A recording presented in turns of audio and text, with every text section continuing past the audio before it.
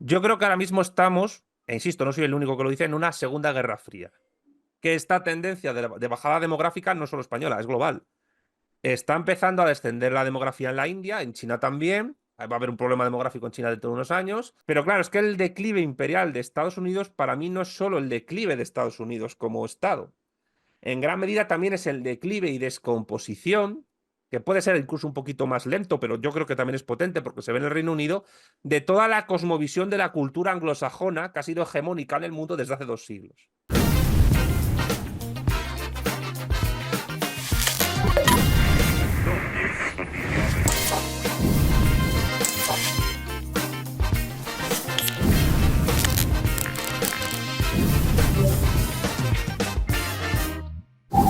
Buenas tardes a todos, muchísimas gracias por estar con nosotros. Soy Daniel Stulin. Bienvenidos a Stulin.media. Bueno, nuestro invitado, mi invitado hoy es una persona que yo sigo ya muchísimo tiempo. Su nombre es Santiago Armesías, doctor en filosofía por la Universidad de Salamanca y también doctor por la Universidad Complutense de Madrid de Economía Política y Social. Bueno, Santiago, primero, gracias por tu tiempo, gracias por estar con nosotros. Llevo mucho tiempo deseando entrevistarte. ¿Cómo estás?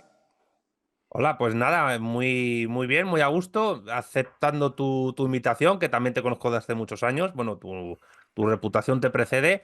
Y nada, para mí va a ser un placer charlar contigo. Un matiz, el doctorado en filosofía todavía no lo tengo, estoy Ah, cursándolo. estás en ello. Ah, vale, pues mire, Sí, sí. estaba leyendo tu currículum. Entonces, si me pongo a detallar algunos de los high points, ¿no? De tu currículum, estaríamos aquí una hora más. Es un currículum muy, muy extenso. Entonces, de todas las cosas que tú has hecho, porque podemos hablar, editor fundador de la revista La Razón Comunista, escritor, pensador, filósofo, conferenciante, entre todas las cosas que tú has hecho, ¿cuál, digamos, es la que más ilusión te produce? Uf, ilusión. Yo qué sé, esa pregunta es muy, muy sentimental.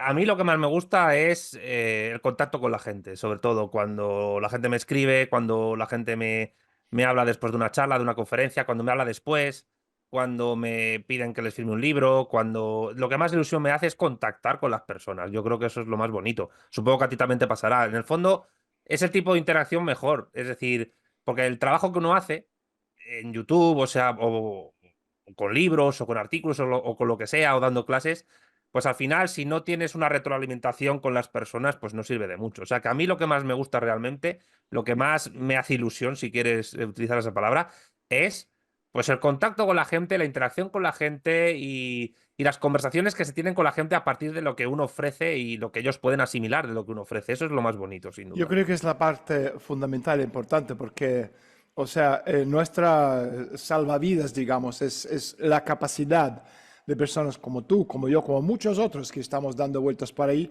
de llegar a la gente a hacerles entender exactamente a qué estamos enfrentados y cómo pararlo. Mira, me hace mucha ilusión esta entrevista porque yo quiero hablar contigo de muchas cosas. Yo tenía como un año, estaba haciendo un programa con mi amigo José Miguel Villarroy, hablamos de marxismo, comunismo, socialismo, de todos los ismos del mundo y más, de forma bastante elevada y sobre todo teórica.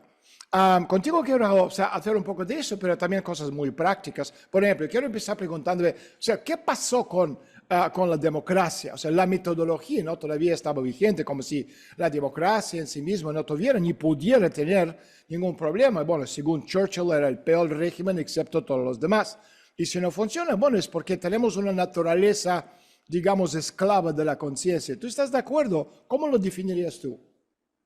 Bueno, Churchill era un funcionalista democrático. Él entendía, a mi juicio, que era el peor de los sistemas políticos, descontando todos los demás, porque él consideraba que era el menos malo y que por tanto todos los demás eran horrorosos. Todos los demás, dictaduras fascistas, regímenes de dictadura del proletariado, comunistas, monarquías absolutas, pero y consideraba que la democracia liberal avanzada, burguesa de su tiempo, era el mejor. No sé, no podemos saber qué pensaría del tipo de democracia liberal que tenemos ahora, porque sería anacrónico, pero, a ver, yo en esto estoy un poco con la ley de hierro de la oligarquía, ¿no? Y con Aristóteles. Es decir, no hay régimen político, por muy democrático que sea, que no tenga algún tipo de grupo oligárquico, pero no oligárquico en el sentido de ricos, que también, sino también en el sentido de grupo dirigente mayoritario al cual se tiene que plegar la mayoría. Al final, todo sistema político, esto se sabe desde Aristóteles o incluso desde Platón, es una mezcla. de varios. Es decir, hay elementos democráticos, hay elementos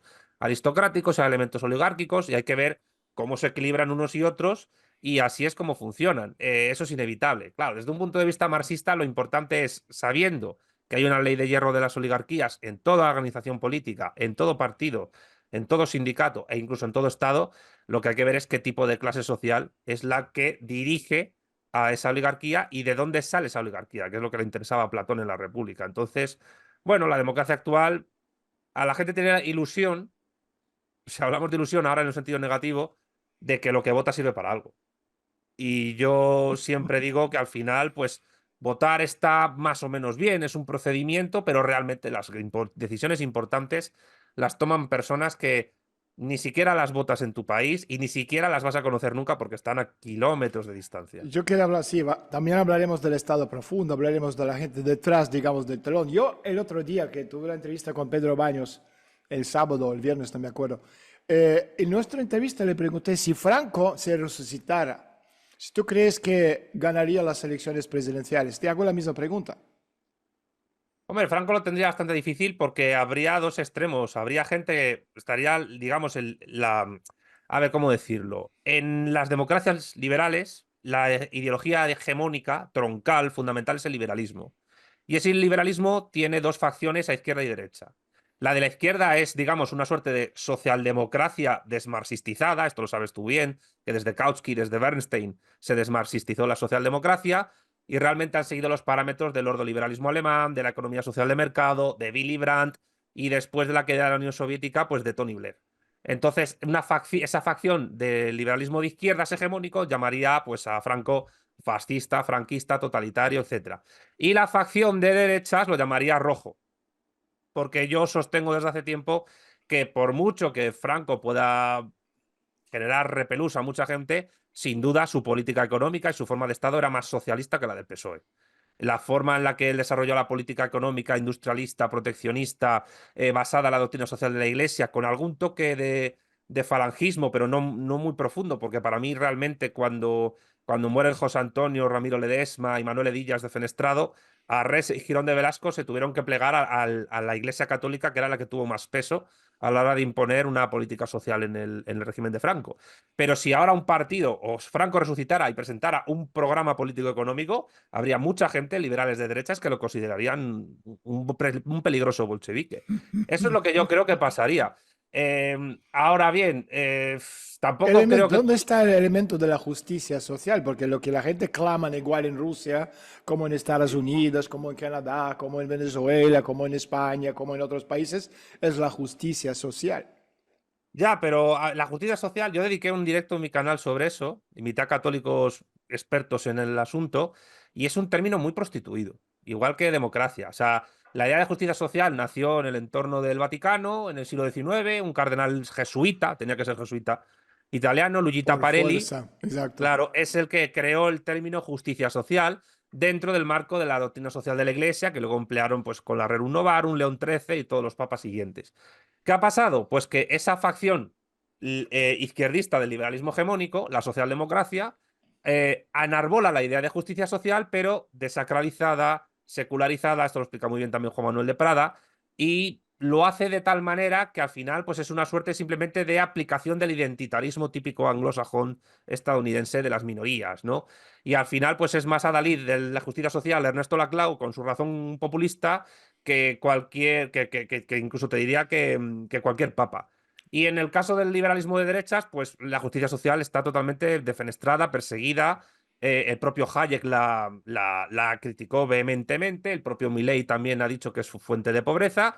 Y por tanto, pues es una teoría, una doctrina, la de la justicia social de corte católico, que ahora mismo la verdad que también, igual que con Franco, si se aplicara, pues serían vistos como peligrosos radicales bolcheviques. Yo te reduciría esto, yo te pongo un ejemplo de cómo en Rusia entendemos el concepto hoy en día de justicia social. Robas, bala en la nuca. O sea, Ujú. esto, digamos, el denominador común más básico. Y lo mismo están clamando la gente en Estados Unidos, como están clamando en Rusia, como absolutamente estoy seguro están clamando en España. Tú tienes los inmigrantes que han matando, robando, da igual si estamos hablando de Alemania, de Inglaterra, de Francia. En Rusia pasa lo mismo, tenemos la inmigración de Asia Central, los ex repúblicas soviéticas, ¿no? De los tanes, que están llegando, están matando, robando, estamos hablando de 15 millones de ellos. O sea, lo mismo estamos viendo en otras partes de Europa. Esta es la parte de la justicia social. ¿Tú crees que pena de muerte, mano dura, pero mano dura, estamos hablando de dictadura, podría funcionar hoy en día en España? Bueno, ahora se está produciendo una cosa rara en la cual las democracias pues están pareciéndose mucho al régimen mexicano del siglo XX con el PRI, donde estuvo casi 80 años ganando elecciones sin parar. Y entonces es una especie de democracia formal con un partido hegemónico que no hace más que gobernarlo todo. Eso yo creo que es lo que está haciendo el PSOE en España, lo que pretende hacer el Partido Demócrata en Estados Unidos. Y hombre, claro que en la idea de justicia social, no solo en Rusia, sino que si me voy al catolicismo, pues también se defendía la pena capital. Y entonces, claro, el que roba, el que mata, el que genera un crimen horrendo, la categoría de persona, que es una categoría antropológica, jurídica, que viene de la idea de la máscara en el teatro griego y romano, pues el que hace un crimen horrendo deja de ser persona, porque cruza una raya, cruza un límite a través del cual ya no puede ser igualado en la sociedad de los iguales, de las personas, y tiene que estar quedado aparte. Pero es que si no se le da justicia, y yo sí defiendo la pena capital, pues evidentemente pues es una sociedad que no tiene este tipo de castigos que son ejemplarizantes para otros, pues es una sociedad que a la larga no se puede sostener. Ahora, yo la idea de justicia social, o de socialismo si quieres, no la reduciría a robas, matas, bala. También hay que pensar en cómo produces la riqueza y una vez que la Este produces, está cómo la claro. distribuyes. Totalmente. Lo que pasa es que yo creo que la gente está pensando, digamos, otra vez, el denominador común más básico. O sea, la respuesta a robo vale en la nuca. En este sentido, Sí, estamos viendo como en Rusia han pillado el viceministro, bueno, están pillando al ministro de Defensa, al viceministro de Defensa, al viceministro de Defensa. Cuando estamos hablando de encontrar unos 100 millones de dólares en dinero en efectivo, en dólares, en yuanes, en yen, en rublos, en su casa. Es una mansión más grande que Versailles. Sí, evidentemente. A ver, yo estoy de acuerdo con eso. Lo único que creo que hay que añadir es, a ver, un Estado, esto yo lo he hablado mucho con Alicia Melchor y gente de vanguardia española, un Estado se tiene que administrar, no digo que sea igual a una empresa. Tiene que haber más ingresos que gastos y tienes que producir riqueza de tal manera en que luego la distribución de eso se pueda sostener para que el Estado barra empresa sea viable.